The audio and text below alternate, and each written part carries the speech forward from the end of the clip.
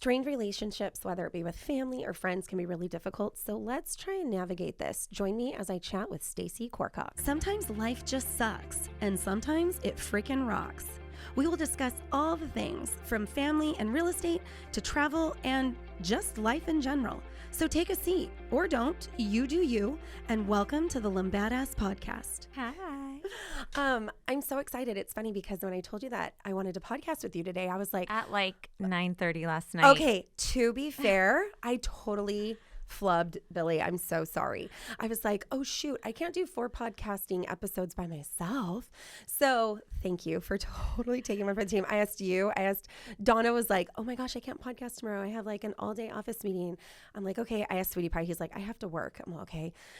It was just crazy. I asked Jamie, Ellie's been really sick. Oh no. And you It's told going me, around. I know you told me Austin's not Yeah, feeling well. So I'm yeah. like, ugh, it sucks. So anyways, I had told you, I'm like, I really want to talk like all things Mother's Day because one, you and I had 2 very different Mother's Days. Mother days. I don't even know. Mother's Days. Mother's Day. Mother's Days. Mother's Day. But we had 2 different Mother's Days. Oh, got it. Okay. So you're like, Just it's just following Mother's along. Day, Lauren. Figure it out. So I really wanted to talk about that and all the things. But then when you got here, I started asking you some questions and you were just like, huh. So I said, you know what? Let's talk strained relationships. And people have strained relationships, whether it's in their family, whether it's a friend, and there are strained relationships in all relationships and in all people, right? Well, I shouldn't say in all relationships, but I would imagine that all people have some sort of strained relationships, whether it's you're on a no contact or you just have firm boundaries or whatever it is. So I kind of wanted to go down this path with you a little bit. And again, this is edited. So if there's anything that you say that you're like, reel that back. Because at the same time, while we have boundaries with certain people and stuff like that, we want to be respectful and we want to, there's 2 sides to every story. And just as much as people are toxic to us, I'm sure we are toxic to other people, whether it's in their own heads or it's something that we actually do or whatever. That's neither here nor there. I just think that it's relative on both sides. However, the relationship that I'm speaking to specifically, what it's in regards to. My question to you is because you're kind of new to the strained relationship. How has that impacted your life? How has that tell me all the things. Yeah, I mean, to be completely honest, it's very vulnerable for me because I've never really spoken about it. You and I've had private conversations about it. And I don't mean this in any wrong way and not like in a vain way, but I'm not used to people not liking me. And that's not I don't want that to come across as a negative thing. I just try really hard to just be there, be present, be a light. And just to butt in really quick, you are also a self-proclaimed people pleaser. I was like, what's the word? Oh, yes. You are self-proclaimed. You will tell everybody that. And you're so sweet because I know that it's something that you're working on. But you know what? We need those people in our lives too. Just as much as we need the butt heads, we need the sweethearts. So I appreciate your vulnerability. So I'm sorry, I didn't mean to cut you off, but you're not used to people not liking you. Yeah. And again, I don't consider it a negative thing. I just think I kind of have protected my heart in that way. Sure. I come from a very big family and I love and adore my family, have a fantastic relationship. You are one of how many? I'm the baby of 5. Yes. And I think we counted 20 nieces and nephews for me. I've been an aunt since I was 6.5 years old. That's so insane. I love family. Family is everything to me. So again, when this happened, it really caught me off guard. Sure. But it was a self-reflection moment because I'm also a mother and I need to lead by example and I need to teach my children we're not for everyone. Yes. And that is okay. Yes. And so I had to step my feelings aside and try to feel how the other relationship felt and put that in a separate box so that I could heal from it and realized, you know what? I might be better off without that relationship. And that sounds so harsh to say because that's not something that I would ever have said before. Sure. But it wasn't benefiting me anymore. It wasn't making me happy. I was losing sleepless nights over it and just pondering what did I do wrong? And once I let go, it wasn't me.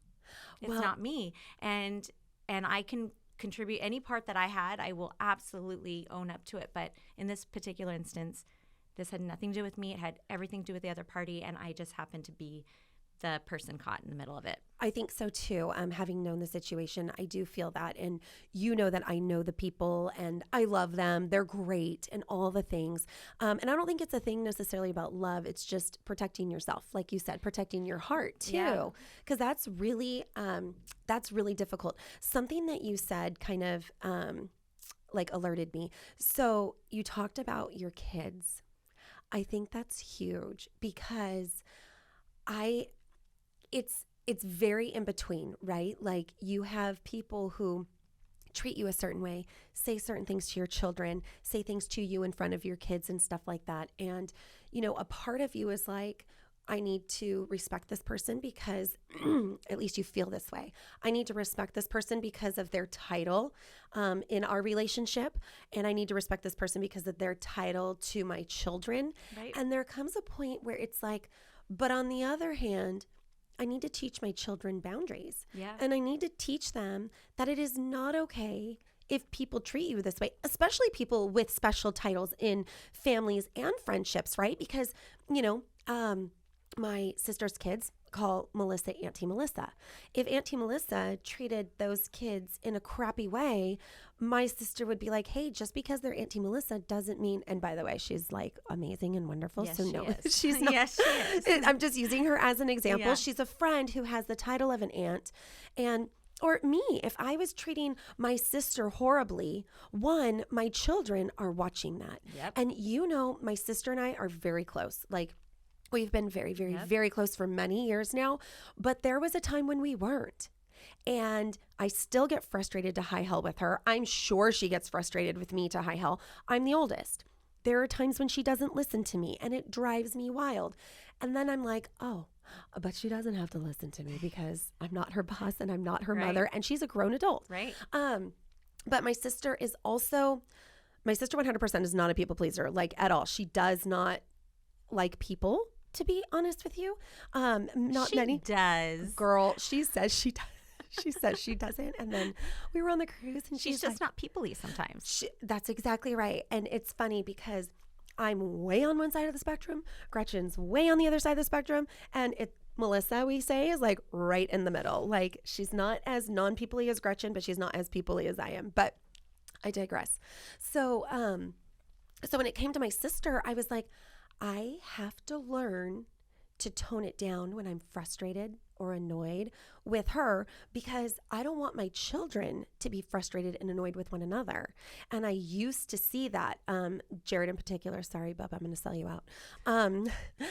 Jared in particular, he used to get really short with Connor. I know Connor can, ruffle feathers and all the things, but he is also the kid with the biggest heart, and he is so kind and he's so loving and he's just a good human being that if you're constantly annoyed with him, you're missing out on all the good parts of him. Yeah. And so I would tell him, hey, I used to be so frustrated with my sister. So I tell you that long story to say, I get it. I understand. How do you feel about your children still having relationships with people that you've put boundaries on? I have absolutely told them my relationships are my relationships. I will never tell you you can't see or talk to somebody that you truly want to. That has, again, completely talking about putting it in separate boxes. Just because I feel a certain way, I want my children, they're almost adults. Isn't that crazy to think about? Yes. Oh my gosh. Yes, it is. I was literally there when he was born. I know. My baby just turned 16 last week. I can't believe it. And going to be driving our way anyway. And it's important for them to know that they can make their own decisions and see for themselves. And I'm here as a guide, but I don't want my feelings to hinder them or make them feel, well, I don't want to see that person because they treated you. Well, that's your decision to make, not mine. And I will respect whatever, but I will never tell you can't see someone or have a relationship because that's, again, I've raised them to have a free mind. And what you were touching on with your sister and Melissa, we are very all different people. And what you said is you have to learn to kind of tone it down. I have to treat my children differently because my kids are different. They're True. different personalities. So just like you said, I look to the good in everybody, but I also appreciate anything that they could view as negative as long as it doesn't view negatively on me, if that makes sense. So again, I want my children to have free reign and know that they are responsible enough to make the choices and surround themselves with good people that make them feel good. But I also want them to understand if at any point someone doesn't make you feel good or someone doesn't make you feel great about just what you're doing in general. Cheer you on, love you, support you. Yeah. And that's the thing. I am a big cheerleader. We grew up cheering together. Yes. I mean, that's no surprise. But I think that's part of my people pleasing is I really want to celebrate I want to celebrate the wins with you. I want to celebrate the losses and the sorrows and the triumphs and the milestones. But when it's not reciprocated, at a certain point, you just feel like, all right, I'm done. And it's hard too because you are very much that person. And it's funny too because I think when you're naturally the person who is giving and I don't mean giving like in items, right, in material things. I mean like giving of yourself. I find, at least for me, because I am very much the same way. I'm very giving. I want to be there for you. I want to help you.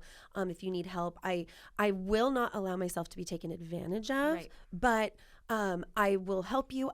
You're invited to all the things. Like David and I are going to Hawaii next month. When is this airing?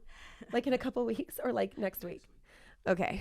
I was going to say, are we getting invitation? Is that why? No, see, that's so. That's how it happens.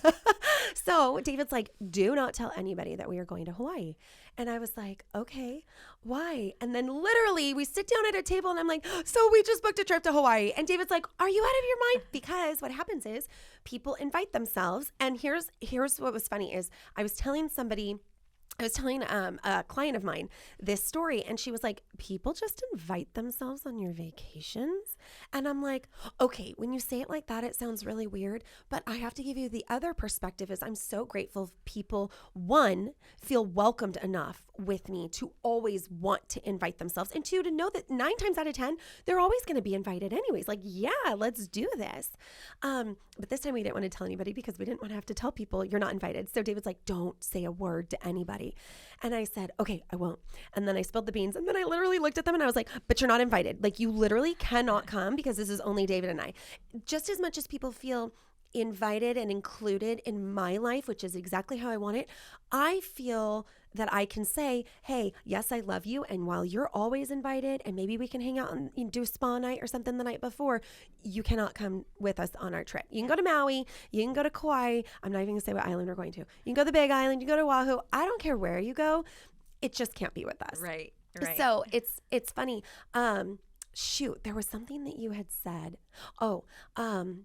About your influence on your children. So there was a time where I would sit here and I would encourage. I'm talking years, Stacy. I would encourage probably up until like 2019. I would sit here and I would say, "Oh, what? Are you going to sneeze?" No. Oh, sorry, girl. The allergies are tough this season. They're so bad. I just bought my son an air purifier for his room, and it's life-changing. So now I need that. You could diffuse the oils too. Those are so good. I took the Breathe and I almost bathed in it yesterday. It was fantastic. And I slept so good.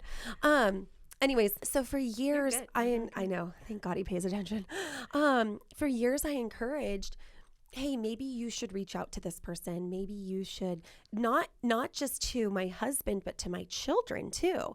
Hey, maybe we should do this. Maybe we should do that. And, unfortunately in the situation that we're in, it's been like a roller coaster.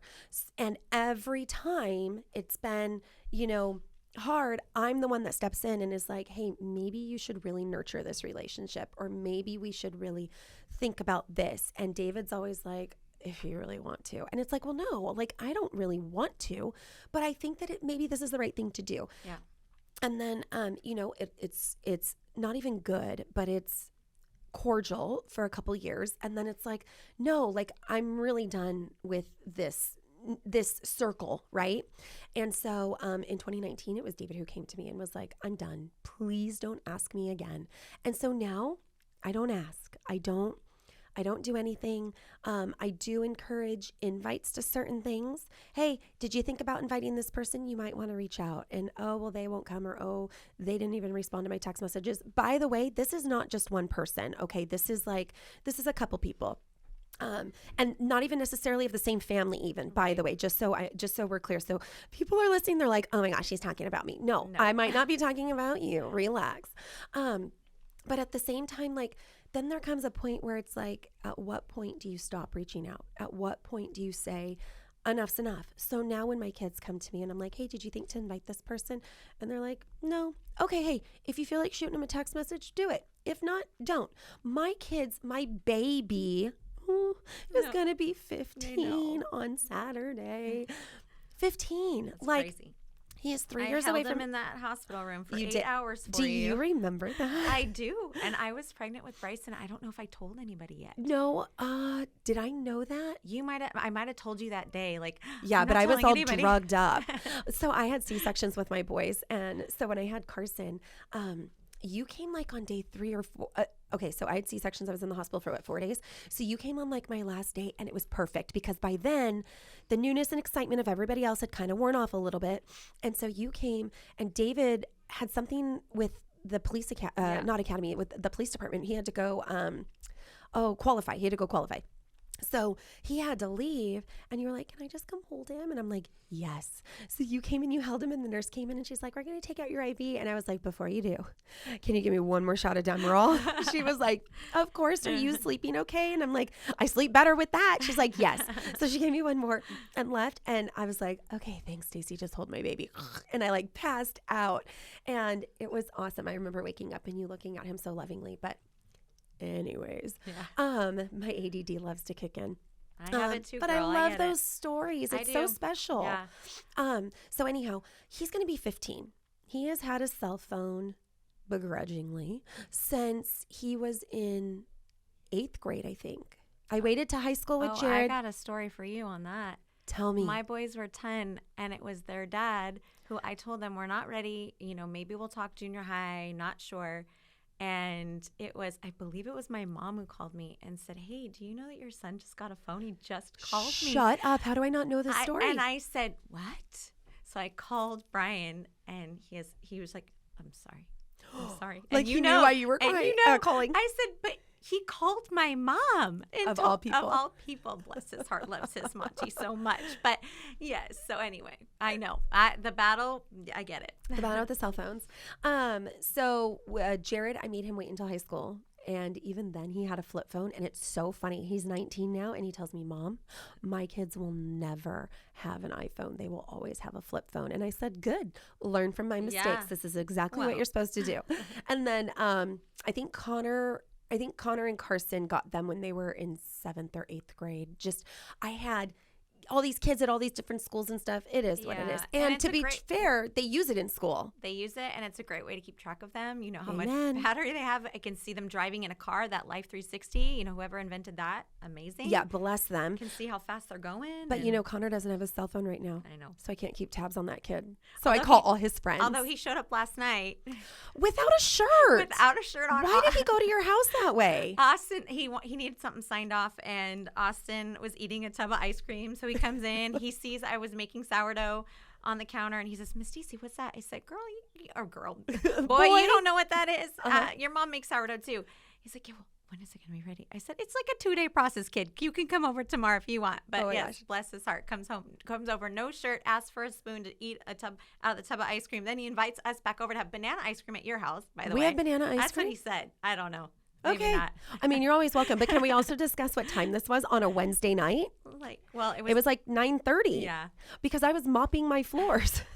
We do what we gotta do. We got it. I was making sourdough. You're mopping your floors. I know David's like, I said, can you go get the mop for me from the garage? Okay, because I am a little neurotic sometimes.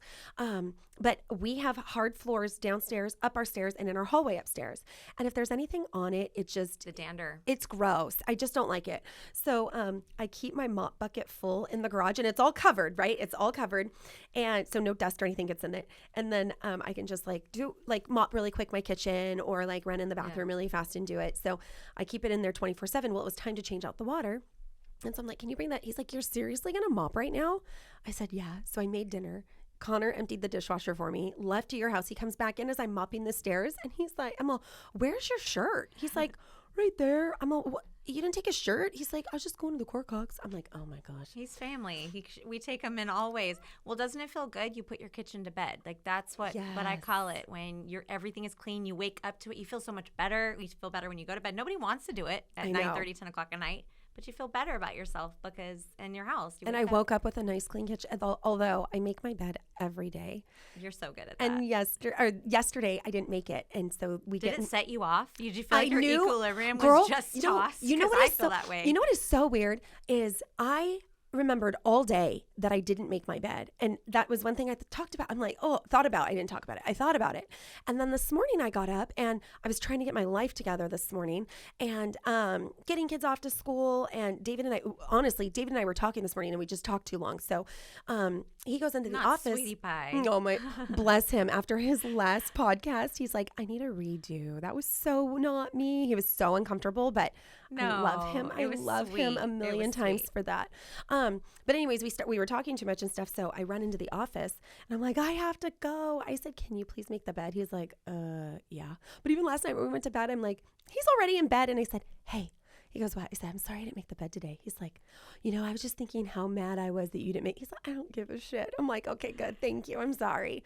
Have you ever made the bed right before you went in it? Because No. I've done that. Because Really? it's something mental. My mom would do some weird shit like that. I mean, not like immediately, but maybe if I see it, it's after dinner, I'm like, I really want to hop into my bed, but I want to hop into it like crisp, clean sheets and straightened and everything. So I've done that. I get that. And it makes a difference. Everything's psychological. I don't know. I get that. If I have a lunch appointment today and then I have a listing appointment in Lake Forest later this afternoon, like 4:30. So if I have time in between then and I make it home, I will make my bed. But no, I packed a snack. I'm probably going to be going to the office. Anyways, sorry, y'all. Strained relationships. Yes, We're going back. We're going back. So, what I was getting at with the cell phones, look at me knowing where I was. Right? Oh, good for you, girl. You got this. Thanks, girl. So where I was going with the cell phones is my kids have cell phones. And all the people who are close, strained relationship or not, have my kids' cell phones. I have been blamed for blocking people's cell phones numbers. Nobody's been blocked. And I'm like, just text, call. You want to see my kids? Ask them to go to the movies. Effort. Yeah, but now, and I don't know if you see this with your kids. You could tell me if I'm crazy. I see the shift. Where my kids are like, no, I don't want to do this. No, I don't want to go there. And I don't want to do that. And I'm like, okay. I want you to know that is okay, because I feel that we're told for so long, no, that's not okay. You need to nurture these relationships and love these relationships. But you know what? It's not on my kids. Yeah. Yeah. It's not on my kids to create a relationship with adults. Period. I'm done. End of story. Perfect example, my nephews. I love my nephews. My nephews are older. I have, on David's side, I have 4 nephews. And 2 of them I am really close to. I say that very loosely. I don't see them all the time and I don't talk to them all the time. But when I'm thinking about them, I text them. Hey, buddy, I love you. One of them just had his birthday this month and I was like, I love you so much, bud. I hope you have the best day. What are you doing for your birthday? He's like, I'm going to Topgolf. And I said, oh my gosh, we just went and played Topgolf. I'm like, play Angry Birds. Like, I killed everybody on my family. Like, I killed it at Angry Birds. So fun. And he was like, oh my gosh, that's awesome. Like, you try to create that dynamic, even if there's, circumstances outside of that make you feel like you shouldn't. And until the kids don't respond or I shouldn't even say don't respond, because there are times when people don't respond to other people, until they tell me stop contacting me, I'm not going to stop contacting them. They're kids. I'm the adult. I need to nurture and love that relationship. Same thing with my niece on David's side. Her and I have a great relationship. She texts me on my birthday. She texts me on Mother's Day. She texts me on those days because she loves me and she's thinking of me. And to me, I'm just like, good. You guys are the children in the relationship. Same thing with my sister's kids. My sister's kids, I will get the craziest memes from Andrew. Bless that child. He got a phone and he learned where the memes are. And he sends me all these crazy memes. So we will. So fun. And I love that about it. But as an adult, my sister-in-law, Junie, told me this. you create the relationships that you have. So if you are not happy with your relationship, you either need to create a better one or that's it. Like, Yeah. and even if a better one means having up walls and boundaries to where you don't correspond with people, that is okay. But I don't like the collateral damage. You brought a really good point. Tell me. So we are the adults. Yeah. We need to nurture those relationships. It should never be put onto our kids. Yes. That an adult on another side should not ever put it onto our children and make them in any which way feel guilty about the relationship. Yep. Like, Why didn't you call me? The adult, Why didn't you do this? Yep. Heaven help me when I have grandchildren, great nieces and I have great nieces and nephews. That makes me sound so old, but I'm really not. No, you're fine. And I'm gonna fight for the ones that I love. Yes. It doesn't matter what relationship I have with family members. They can still coexist. You can still coexist, and you can. I'm gonna move heaven and earth and be like, there won't stop me from being there. I may not be wanted by everyone. That is okay. I know that. But I'm the responsible one that says, I will have a relationship with those people. That's on me. That is not going to be something that our children are forced to do. And that's what's great about what you just said is our kids are at this point where they are aware of what makes them feel good, what they want to do. And if they don't want to do it, great. Not a big deal. But I don't want them to feel, don't do it because of me. Well, and here's the other thing too. It's also about getting over yourself. Yeah. Because think about it. Just because I don't have a relationship, and I think we're coming from a different perspective too, the same perspective, where just because I don't have a relationship with you doesn't mean that other people who I love and adore can't have a relationship with you. The problem is other people don't feel that way because of jealousy. Oh, You like her? Oh, how could you? She's this, this, and that. Oh my gosh, you really think this? I heard her say this about you. Even though what they're saying is completely false, they can sit here and spin this narrative. So the problem is that when you're sane and you're a mature adult, you can take yourself out of the situation.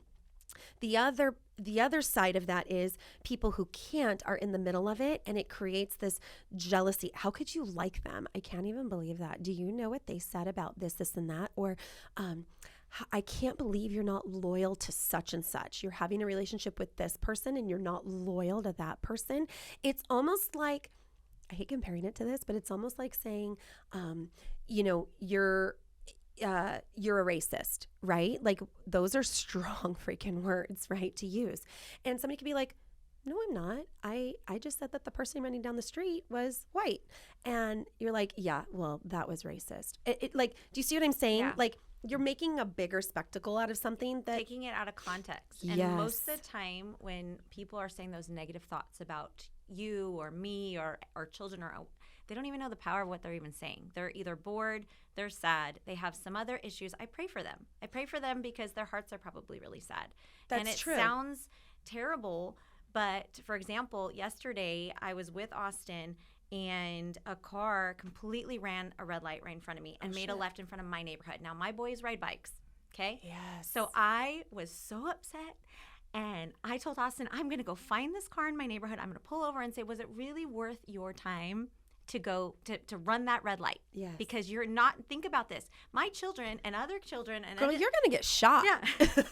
Well, Austin says, Mom, calmed you down? Yeah, he says, Mom, you don't have to. I said, you know what? At the end of the day, they're having a bad day, and I'm going to pray for them. And he just You're looks so at me, funny. and he says, you're so good. I said, well, at the end, yes, I saw it for a brief second. It made me angry, but then I realized them running red light wasn't anything to do with me. Yes, they're endangering a lot of people, but they're having a really, really bad day, and that's on them. That's their consequences that they're going to have to deal with if they got caught, they hit somebody, they get pulled over, whatever. So at the end of the day, these people that have negative thoughts about us and pushing it onto others, it's really them. It's not, has nothing to do with us, and most of the time, they have no idea what they're even fighting about. They probably forgot why they're even upset, so they're just manifesting things, and it's just growing and growing and growing to something that it shouldn't be. Okay, so I had somebody come to me and was crying. They were really upset, and I hadn't talked to this person. I've been married to Sweetie Pie for 20 years. I hadn't talked to this person in probably 19 years. Oh, wow. And since Jared was a baby. And this person came to me and was like, I just want to say that I'm sorry. And I said, it's okay.